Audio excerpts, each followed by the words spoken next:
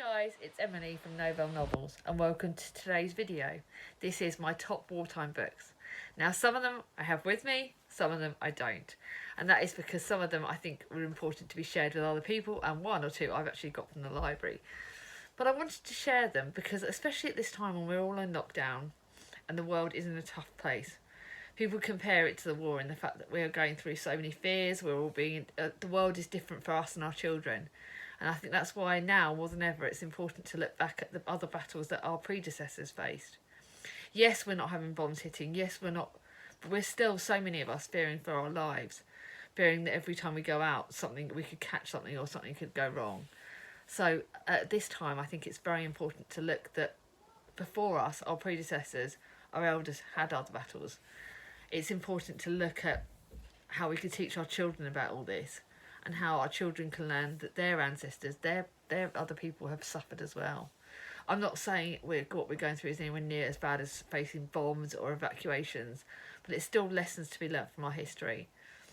And that's why so many people are comparing it to wartime. And the rationing, God, that was happening, wasn't it, at the start of this? All rationing our foods, not being able to find toilet rolls, God, didn't we all go through it? But I want to look at some really good books and I'll show you guys, talk about them. Now, the first one I want to talk about is Goodnight, Mr. Tom. Don't have it with me, gave it away because it was it had so many triggers in it. It's about a boy who's evacuated to the country.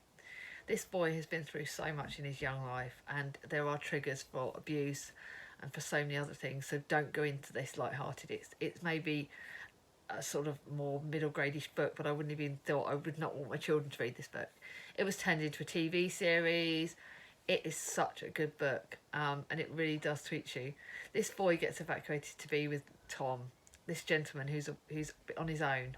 He's a widower. His child died. It is his story alone. It was so heartbreaking. So when he has this lovely little boy that goes to him and seeing Tom nurture this boy and giving this boy everything that he could ever wish for, it is so important and it's such a lovely book. Victoria told me about it and I buddy read it and I was going to buddy read it with my sister and my mum's also read it. It's a family favourite. God, it's got to be a good book. But guys, definitely check that out. Now, the other children's book that I don't have with me because it was a library book was Carrie's War. Now, that was a reread for me. It was again about children, Carrie, and I think it's her one or two brothers, that get evacuated in the war. And they go back, this book goes backwards, so it's a time hop. So Carrie in the future goes back to the place where she got evacuated and so many memories happened. So many bad things happened. Evacuations were so common in the war. My nan actually did get evacuated. And I think it's really important to look at that. But Carrie's War it's a classic, but it's a children's classic. It was actually found in the children's section of my library.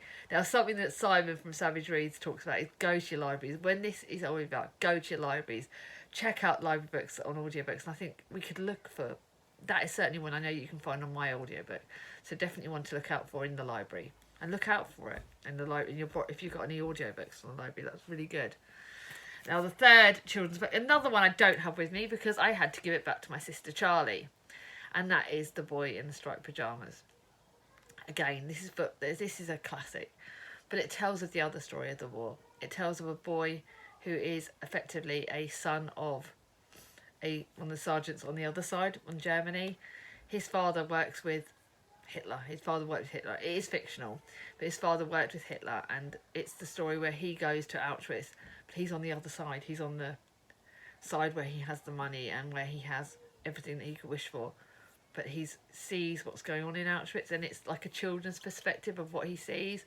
And when he makes friends with the boy on the other side of the fence, the friends of the boy that's a sufferer, a child in Auschwitz, and the story of friendship and how it doesn't matter who you are or what side of the fence you're on. If you're a child, you were suffering in the war. So just because the children of, say, like the sergeants and the ones that were on Hitler's side didn't necessarily mean they had to support him. They were just the children of it, and they suffered in their own ways as well. And I think that was a very important lesson, that it didn't matter which side you were fighting on. If you were around at that time, you were suffering. So that was quite good. Now, on that era, I want to show you this book. I've got the series of the 1940s childhood, 1950s and the 1960s. I don't know if there's any the 1970s, because technically I was born in 1970. But I found this, and this is really good. Again, it's a fiction. This is actually a non-fictional book of From Bomb Sites to Children's Hour. So what the children went through in the war. This is based, I think, in London.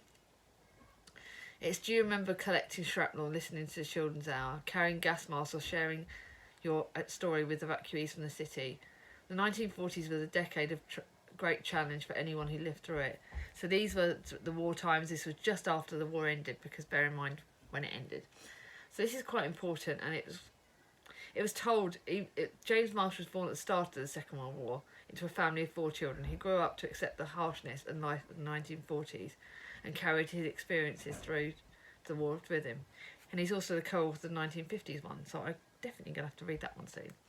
But this was quite good. Again, it told the children's perspective, and I think it's important to look at the different eras that went in. Now, the third book another book I don't have with me, but you all know about it. If you don't know about it, I'm shocked, which is The Diary of Anne Frank. That is the diary of Anne Frank. She was a child of, she was born of Jewish consent, and she ended up having to go into hiding, and she wrote her diary about just before she goes into hiding, just after, and when she's in hiding, and her story about what life was like back then. And we all know what happens at the end, and it's heartbreaking. But The Diary of Anne Frank is one of the first books I ever read. I now need my own copy of that. I really do want to get my own copy of The Diary of Anne Frank. I've decided I want my own copy for my children, because it's lessons. She was only like 11 or 12, I think, when she went into hiding, and her innocence and what they went through. Oh my God, that book broke me as a teenager to read that. But if you're looking at, she lived on the other side. She was a Jew in that area. She had to go into hiding. So many of the Jews, and it wasn't just Jews. It was if you were of a different sort of homosexuality, I believe. So many people had to go into hiding, and if you didn't believe what Hitler believed in, you were persecuted back in those countries. And just think, just because we're in another island, there are people over in our side. People moved over to England from those countries. People still were persecuted for their beliefs, and I think that was a really important book to read, and very informative, and one of my favourite books of all time, actually, even though it definitely is a heartbreaking book. So now I'm going to go into other books that I've actually got with me. I'm not talking in order, because you know me, I don't do things in order. I don't prepare myself as much. See, at the moment I've got 2 children that I'm looking after all the time. But again, I want to show you different genres, different authors. So the first one I want to talk about, my pile of books that I've actually got with me, is Dear Mrs. Bird. This is a contemporary historical fiction, so it's more of a cheeky-litty side of it. But it's set in 1941 in London. Amid the falling bombs, Emmeline Lake dreams of becoming a fearless war correspondent. Unfortunately, Emmy finds herself employed as a typist for the formidable Henrietta Bird. This is a story of someone who is trying to make her life more, but it does talk a lot about the bombings in London and what happened in London, and some of the heartbreaking things that she saw her friends having to go through. It was very heartbreaking at times, but very well written. I got this last year. It's in one of my wrap-ups last year. But definitely one that I definitely recommend. I got this full price, actually, because I got it as a birthday present, as a Mother's Day present last year, and it's really good. Julie from Hungry Bookworm recommended it, and I certainly loved it. Now, another book from that time was a sequel, in my opinion, to one of my absolute favourite books, and this is Crooked Heart. This is by Lisa Evans. I love this book. Again, I got it at the same time, and oh my goodness, it's so good. Noel Buckstock is evacuated from London to escape the Blitz. He winds up in St Albans with Vera Stage, 36, drowning in debts, always desperate for money. She's unscrupulous about how she gets it. And this is, again, it lessons about what you go through in the war, what some of the heartbreaking things, but how children can teach us things. And that's what I loved about this book. That's one of the things I loved. Noel Buckstock, he had no family, but he got evacuated, and his predecessor was in one of my favourite books. And this is really good. I love this book. It tells of a child's perspective. It also tells of the battles that happened over in the towns that were evacuated in St Albans. They got ideas. It's dangerous, exciting. It's really, really good. And I literally loved it. It is, oh my goodness, I'm trying to look at the notes on this, but it was so good. I need to find more of Lisa Evans' books. I can't ever find them. I need to find their finest hour and a half. Need to find that. That's another book I need to find that's going on my wish list. But again, another really good book. Now I've got a book here that I haven't actually read yet, but I'm going to go talk about it because it tells of another area. Now Maureen Lee writes for Liverpool. So a lot of the books I read about wartime books are set in London, but this is set in Liverpool. Now I actually read one of her other books, which is called When War is Over, a live book. And it tells of the stories of what happened in Liverpool. And it was important to look that a lot of the times we talk about wartime books in London because that was the biggest area that people talked about being bombed. But there was a lot of other towns that did get bombed quite badly, and a lot of the bigger cities. And Liverpool really went through it. This is based in 1940, the cruelest year of war for the British civilians, as the Luftwaffe but mercilessly blitzed their cities. So set in the docks by Liverpool, and Liverpool was a big one that got bombed really badly. I think it's important because it talks about, this is some of the people that have escaped from Austria, so this is one I'm definitely going to have to read. I picked up a lot of Maureen Lee's books because they're set in the other area, and I think it's important to look at, it doesn't matter which part of Britain you're going through, we're all having our own different battles. Again, at the moment, London's going through quite a lot because they're quite very populated. A lot of other cities and stuff are going through it. So that's why I want to talk about that book. Now the next one is part of a series. I've read the last in the series, but now thanks to my darling partner, he's helped me finish off getting the whole of this series, which is the Woolworths Girls. I love this. My mum let me borrow the last in the series, so now I've got to start all over again, which is a bit This is basically about, any of you remember Woolworths? No, a lot of the younger people won't. It was a brilliant, big sort of multi-shop that sold everything. For me, as a child, it sold pick and mix. That was what I remember. A lot of kids' toys got sold. But this is about the people that worked in there when it started off in the war times. This is not based in 1938. The threat of the war hangs over the country. This is based. Sarah Carsington prepares for a new job at Woolworths. So it is based around the Woolworths Girls. And there's different people in it. Sarah, Maisie, Frida, and so Sarah falls in love and she blossoms in romance with the young assistant manager Alan. There's different characters in this. I can't wait to reread this series. I loved the Woolworths bit because obviously I remember Woolworths so much. Gutted when it went down under, and it was just, oh my god, it broke my heart. So this is really good to think about a set of girls that were based around that at the time of the war, because don't forget Woolworths was around at that time. They got bombed. They had it. And I'm so glad this series, and I really loved it, so I can't wait to reread the whole series. I said I wasn't going to be one of these people who had to buy the whole series before reading it, but now I've turned into that girl.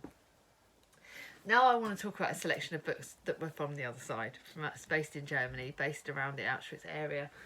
And there's 3 books that are based around the Auschwitz. So I want to talk about firstly a new one that I got given by the lovely, let me find out, my birthday present from Simone, because Simone loves me and I love Simone, the librarian of Auschwitz. Now, obviously, I'm a book lover. I love libraries. This is based around, so 14-year-old Dieter is one of the many imprisoned by the Nazis in Auschwitz-Birkenau. But Dieter becomes the secret librarian of the camp. Ooh, that's exciting. I believe this is fictional, but books are extremely dangerous. They make people think, and nowhere more than ever is dangerous than in Block 31 in Auschwitz, where the slightest transgression can end in execution. This is really, really good. I've got loads of books on Auschwitz because it's not that I like it in the fact that obviously, God, oh my goodness, bad stuff happened there, but I like it in the fact that the interesting things that happen there, and it really breaks your heart.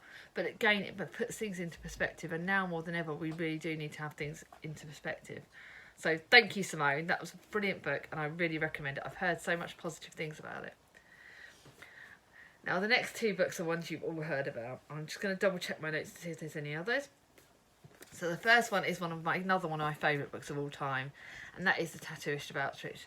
This is non-fiction, but this is really true life. And this is based around the Tattooist of Auschwitz. You all know about this. This is based... Sorry about this. My son's being cheeky. Leo Solok, I can't say his name, arrived in Auschwitz-Birkenau. He's given the job of tattooing prisoners marked for survival, scratching numbers on his fellow prisoners' arms. This is heartbreaking. It has got so many triggers in it. And the reason why I loved it the most was because there was some true life stuff in it. Sorry, Thomas, can you move, please? It is true life. It was happened. It was non-fiction. There is a romance. You know the fact that he survives because you know it tells you right at the back he has a love for Gita. And I think that hope was what got me through this very hard-hitting book, but it is so hard-hitting. So be warned. But this is probably one of my favourite books of all time because it really happened, and hearing the heartbreaking stories of Auschwitz really broke me. There are stories beyond stories in there. There's so many stories that could be told about so many different people that suffered. But again, it's such a popular and such an amazing book. Now the next one is, oh my goodness, I got this hardback one. It's one of my only ever hardback one, and this is Silka's Journey. This is part fiction, part non-fiction, because I don't think the author could actually find what happened to Silka. She was 16 years old when she got taken to Auschwitz, and she becomes basically like the sort of almost prostitute. She basically has to become the sex slave of one of the governors there, and she realises more than power. And then when they thought obviously once the war ended that she would be free, but because she was with one of those top guards, they thought she was they thought she was in on it basically, and she got sent to be in prison in Russia and Siberia.